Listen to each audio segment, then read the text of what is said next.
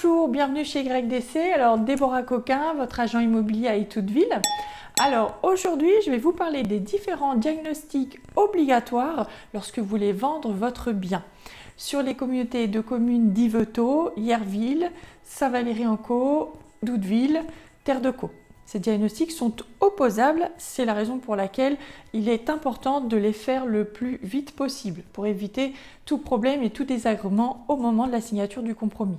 Alors lorsque vous vendez un bien immobilier, vous êtes tenu de fournir ces fameux diagnostics. Sans ces diagnostics, on ne pourra pas aller jusqu'à la signature définitive chez le notaire. Et oui, vos belles paroles ne suffisent pas à rassurer l'acheteur. Alors, quels sont ces diagnostics? Nous allons les voir progressivement. Et dans un premier temps, je vais vous parler du diagnostic de performance énergétique. Alors, à quoi sert ce fameux DPE, diagnostic de performance énergétique? Eh bien, il va tout simplement permettre à vos acheteurs de connaître la consommation énergétique de votre bien ainsi que l'émission des gaz à effet de serre. Ce DPE se présente sous forme d'étiquette avec plusieurs classifications allant de A à G. Donc, les logements qui seront classés A sont plutôt des logements récents, avec les nouvelles normes de construction et de rénovation énergétique. Et les logements classés G sont considérés comme des passoires énergétiques. Ce diagnostic de performance énergétique est obligatoire et notamment, votre agent immobilier ne pourra pas faire la publicité de votre bien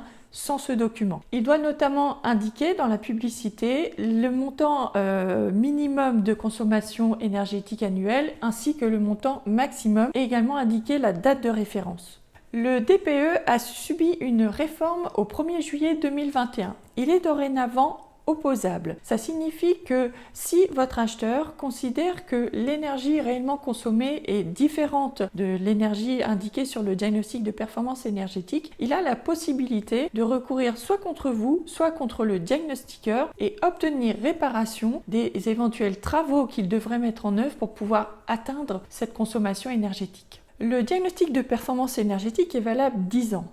Toutefois, suite à cette nouvelle réforme, un échelonnement a été effectué. Les diagnostics réalisés entre le 1er janvier 2013 et le 31 décembre 2017 resteront valables jusqu'au 31 décembre 2022.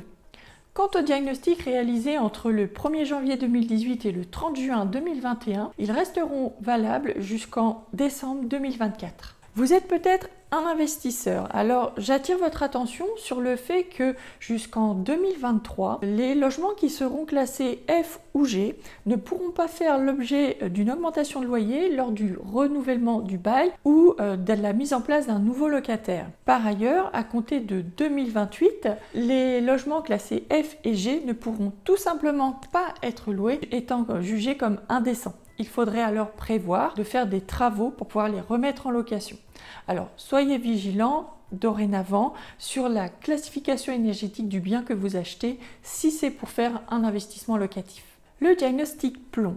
Ce diagnostic va permettre à votre acquéreur de connaître les teneurs en plomb, soit dans les peintures, les canalisations ou autres. Il est obligatoire que ce soit pour la vente de maisons ou appartements ayant fait l'objet d'un permis de construire avant le 1er janvier 1949. Ce diagnostic, peut-être en avez-vous déjà eu un lors d'une précédente acquisition, n'est valable que pendant 1 an si du plomb a été constaté dans l'ancien diagnostic ou alors illimité s'il n'y a jamais eu de plomb. Toutefois, une réforme en 2006 fait que si votre diagnostic plomb a été réalisé avant le 2006, eh bien, il faudra, quoi qu'il en soit, le refaire. Le diagnostic loi Carrez. Alors, ce diagnostic ne va concerner que les biens qui sont en copropriété. Donc, ça peut concerner très souvent et en général les immeubles, les appartements, mais cela peut concerner également les maisons qui seraient situées dans une association syndicale libre, une copropriété. Ce diagnostic, ce certificat de surface va permettre de connaître le mesurage de votre bien. Ce mesurage est opposable à votre acquéreur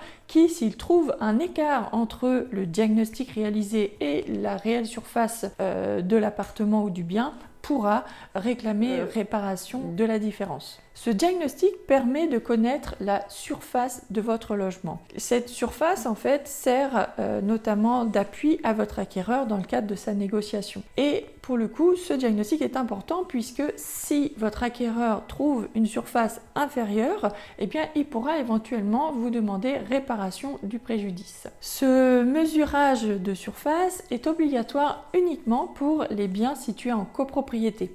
Cela peut donc concerner tout simplement un appartement, même s'il n'y a que 2 appartements. À partir du moment où il y a une copropriété, ce diagnostic est obligatoire. Ou éventuellement, cela peut concerner les maisons si elles sont en copropriété. Donc très souvent, lorsqu'il y a une association syndicale libre avec notamment des voiries communes ou des antennes communes. Ce certificat de surface est a priori valable à vie. Mais toutefois, vous devrez le refaire si vous avez réalisé dans le logement des travaux modifiant sa contenance. Le diagnostic électrique. Alors, ce diagnostic concerne l'ensemble des logements, que ce soit maison ou appartement, qui ont plus de 15 ans et ce diagnostic a une durée de validité de 3 ans. Il permet de connaître l'état de l'installation électrique de votre logement et ainsi à votre acquéreur de prendre connaissance des éventuels travaux qu'il pourrait avoir à refaire. Alors bien entendu, vous n'avez pas vous d'obligation en tant que vendeur de réaliser ces travaux, mais toutefois, si le diagnostic vous indique qu'il y a un danger pour la sécurité des personnes, je présume que vous ferez le nécessaire rapidement. Le diagnostic gaz. Alors ce diagnostic ne concerne bien entendu que les logements qui ont une installation de gaz. Ne sont pas concernés par exemple juste les gazinières qui sont raccordées à une bonbonne de gaz avec un tuyau souple. Toutefois, si vous avez simplement une gazinière qui est raccordée à un tuyau cuivre, eh bien dans ce cas, le diagnostic gaz sera obligatoire. Alors, il concerne les maisons et logements qui ont plus de 15 ans et il a une date de validité de 3 ans. Le diagnostic amiante. Ce diagnostic permet de constater la présence ou l'absence de matériaux et produits contenant de l'amiante dans votre habitation. Il doit être réalisé par un diagnostiqueur certifié. Sont concernés par ce diagnostic amiante l'ensemble des logements dont le permis a été délivré avant le 1er juillet 1997. Toutes les dépendances concernant votre habitation sont également concernées par ce diagnostic. Quelles sont les conséquences en cas de présence d'amiante? Eh bien, le diagnostiqueur peut vous demander de surveiller l'état de l'amiante et sa dégradation. Afin d'être certain également qu'il s'agisse bien d'amiante, il va vous conseiller notamment de réaliser un prélèvement, ce que je vous conseille de faire puisque cela peut avoir un vrai et un réel impact sur la valeur de votre bien. En effet, par exemple, si une toiture contient de l'amiante, et qu'elle se dégrade et qu'elle doit être refaite, eh bien c'est une entreprise spécialisée dans l'amiante qui doit intervenir. Et à cet effet, cela a un coût plus élevé qu'une toiture sans amiante. Cela peut donc dissuader certains de vos acquéreurs. Aussi, le contrôle permet justement de s'assurer, oui ou non, de cette présence d'amiante. Et si toutefois le diagnostiqueur constate réellement que l'amiante est dégradée, eh bien il peut vous imposer aussi des mesures conservatoires. Concernant la durée de validité de ce diagnostic, eh bien si celui-ci a été réalisé avant le 1er avril 2013, auquel cas, quoi qu'il en soit, il faut le refaire. Pour tous les diagnostics réalisés après. Si il y a de l'amiante, eh bien ce diagnostic sera valable 3 ans. Si toutefois il n'avait pas été constaté d'amiante, alors ce diagnostic a une durée illimitée. Donc le diagnostic état des risques et pollution. Alors ça fait un petit peu peur, je vous avoue, mais il a l'intérêt en fait de pouvoir situer votre bien par rapport à son environnement notamment. À travers ce diagnostic, vous pourrez savoir si ce bien est situé dans un plan de prévention des risques miniers, naturels, technologiques, donc en gros savoir si vous êtes soumis à des risques d'inondation, de crues ou autres, et éventuellement pour certains biens peuvent être concernés par le diagnostic bruit, ceux qui sont notamment dans des zones d'aéroport, ce qui n'est pas le cas chez nous en Normandie. Vous avez également les risques de sismité liés à votre bien. La durée de ce diagnostic est de 6 mois. Donc ça veut dire qu'en fait, ne le faites pas trop rapidement, mais après vous pourrez effectuer une mise à jour avec le diagnostiqueur.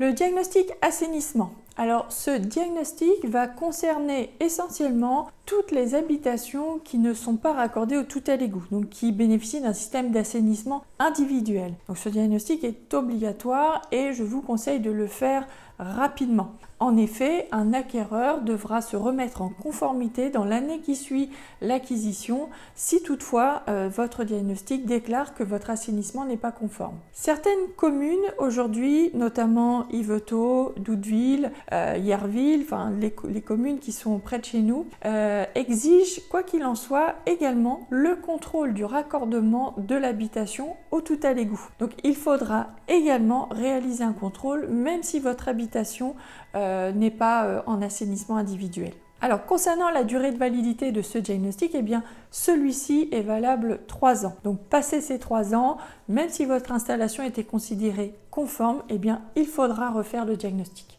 Alors je n'ai pas évoqué avec vous notamment tout ce qui est diagnostic radon ou les diagnostics termites. En effet, nous en Normandie, nous ne sommes pas concernés par ces deux diagnostics. Le radon notamment, vous le trouverez plutôt dans les régions Bretagne, puisqu'il s'agit de l'émission d'un gaz qui s'appelle le radon. Donc, hormis cas exceptionnels, je pense notamment au diagnostic Mérulle également, vous êtes concerné sur Yvetot dans une rue uniquement, mais tout ce qui est donc diagnostic radon, Mérulle et termite n'est pas obligatoire. Concernant le diagnostic termite toutefois, si vous avez le moindre doute sur le fait qu'il puisse avoir ou pas la présence d'insectes dans votre habitation, eh bien je vous conseille malgré tout de le faire afin au moins d'être tranquille aussi par rapport à votre acquéreur. Alors écoutez, je vous remercie pour cette écoute attentive. J'espère que vous aurez pu trouver des réponses à vos questions et je reste bien entendu à votre disposition